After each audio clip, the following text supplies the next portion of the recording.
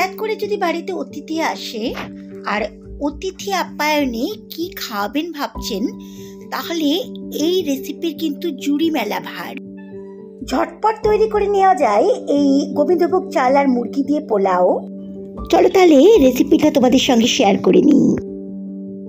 আমি 5 কাপ মতো গোবিন্দভোগ চাল নিয়েছি। চালগুলোকে বারবার জল ফেলে আমি ধুয়ে নেব। দেখো, এরকমভাবে হাত দিয়ে গোবিন্দভোগ চালটাকে খুব ভালো করে বারবার জল ফেলে আমি কচলে কচলে ধুয়ে নেব।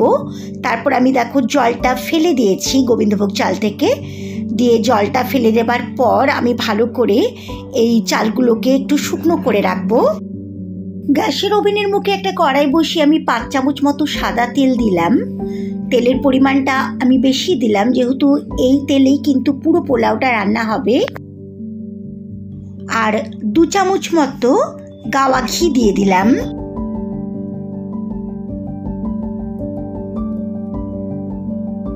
তেল আর ঘিটা গরম হলে আমি 4টে মিডিয়াম সাইজের পেঁয়াজকে খুব সরু সরু করে কেটে নিয়েছিলাম, সেগুলোর বেরেস্তা বা খুব ভালো করে লাল লাল করে ভেজে নেব।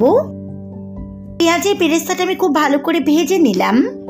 আমি এতটাই লাল করে ভাজবো কারণ যখন আরেকটু ঠান্ডা হয়ে যাবে পেঁয়াজগুলো, তখন বেশি লাল বা কড়া লাল হয়ে যাবে, তখন কিন্তু একটু বেশি তিতকুটে ভাব চলে আসবে। তাই এই লাল রঙটাই একদম পারফেক্ট পেঁয়াজের বেরেস্তার রং। আমি এবার একটা তেল ছাঁকা ঝাঁঝরি দিয়ে অন্য একটা পাত্রে পেঁয়াজের বেরেস্তাগুলো তুলে নিলাম। এবার ওই তেলের মধ্যেই আমি একটা তেজপাতা ফোড়ন দিলাম। এই সময় গ্যাসের ফ্লেমটাকে আমি লোয়ে রেখেছি আর একটা শুকনো লঙ্কা ফোড়নের মধ্যে দিয়ে দিলাম। 2টো দারচিনি, 4টে সবুজ ছোট এলাচ আর 4টে লবঙ্গ ফোড়নের মধ্যে দিয়ে দিলাম। 10-15 সেকেন্ড বাদে ফোড়ন থেকে সুগন্ধ বেরোলে আমি 4টে মিডিয়াম সাইজের পেঁয়াজকে ভালো করে লম্বা লম্বা করে কুচি করে নিয়েছি, সেটা তেলের মধ্যে ভাজার জন্য দিয়ে দিলাম। তবে এই পেঁয়াজ কুচিগুলো কিন্তু একদমই লাল করব না, জাস্ট কালারটা চেঞ্জ হবে। তখনই আমি এর মধ্যে 4 চামচ আদা রসুন বাটা দিয়ে দিচ্ছি।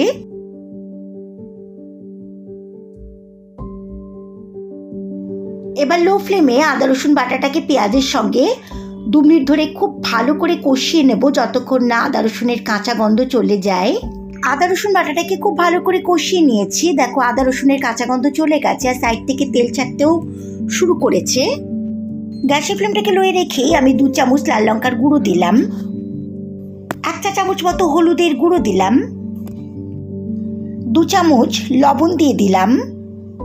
লবণটা আমি একবারে দিলাম, তোমরা যদি চাও তাহলে চাল দেওয়ার পরেও কিছুটা লবণ দিতে পারো, কিন্তু আমি একবারেই 2 চামচ লবণ দিয়ে দিয়েছি। আর যদি মনে হয় যে আরেকটু লবণের প্রয়োজনীয়তা আছে তাহলে আমি দেব, নাহলে দেব না। একবারে লবণটা দিয়ে দিলাম।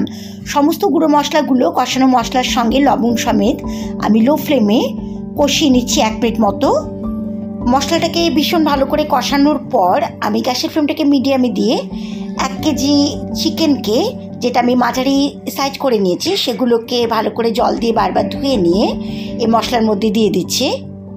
এবার আমি মিডিয়াম ফ্লেমে চিকেনের টুকরোগুলোকে মশলার সঙ্গে 4 মিনিট মতো ভালো করে কষিয়ে নেব।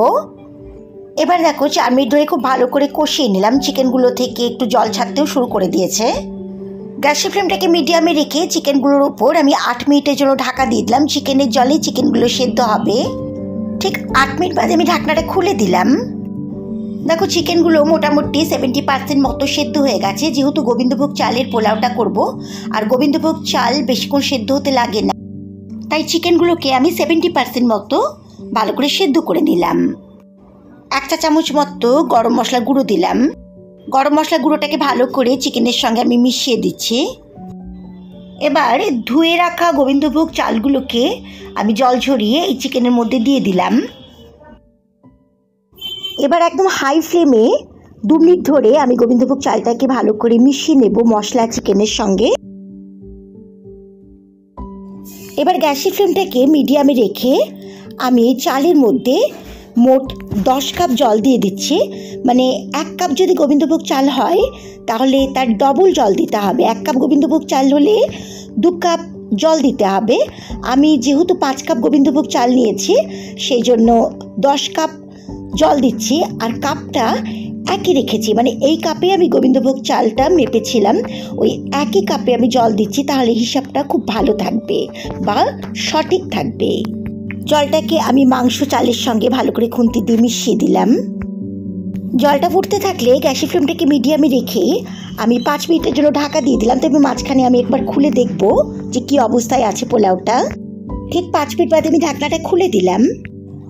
খুব সুন্দর একটা গন্ধ বেরোচ্ছে আর চালটাও প্রায় সেদ্ধ হয়ে এসছে। এবার গ্যাসের ফ্লেমটাকে আমি লোয়ে দিয়ে দিয়েছি আর খুব সাবধানে সাইড থেকে খুন্তি দিয়ে দিয়ে আস্তে আস্তে আমি গোবিন্দভোগ চালগুলোকে একটু নাড়াচাড়া করে নিচ্ছি। খুব খেয়াল করে নাড়াচাড়া করতে হবে যাতে চালগুলো ভেঙে না যায়, তাহলে কিন্তু খেতে ভালো লাগবে না। এরকম 2 মিনিট মতো আমি হালকা হালকা করে খুন্তি দিয়ে নিচের দিকের যে চালগুলো আছে সেগুলো ওপরের দিকে আনার চেষ্টা করছি। এর ফলে যে নিচে যেটুকু জল থাকবে সেটাও শুকিয়ে যাবে। গোবিন্দভোগ চালগুলো একদম সেদ্ধ হয়ে গেছে আর ঝরঝরে হয়ে গেছে। এবার আমি 2 চামচ গাওয়া ঘি দিয়ে দিলাম। ঘিটাকে আমি পোলাওয়ের মধ্যে আস্তে আস্তে করে খুন্তি দিয়ে মিশিয়ে দিচ্ছি।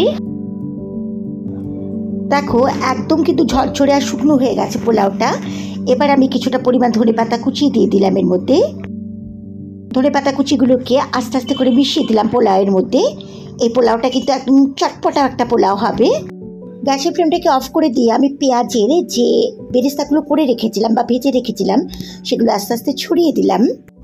পোলাওয়ের উপর ঢাকা দিয়ে দিলাম 5 মিনিট স্ট্যান্ডিং পজিশনে রেখে, তারপর আমি সার্ভ করব।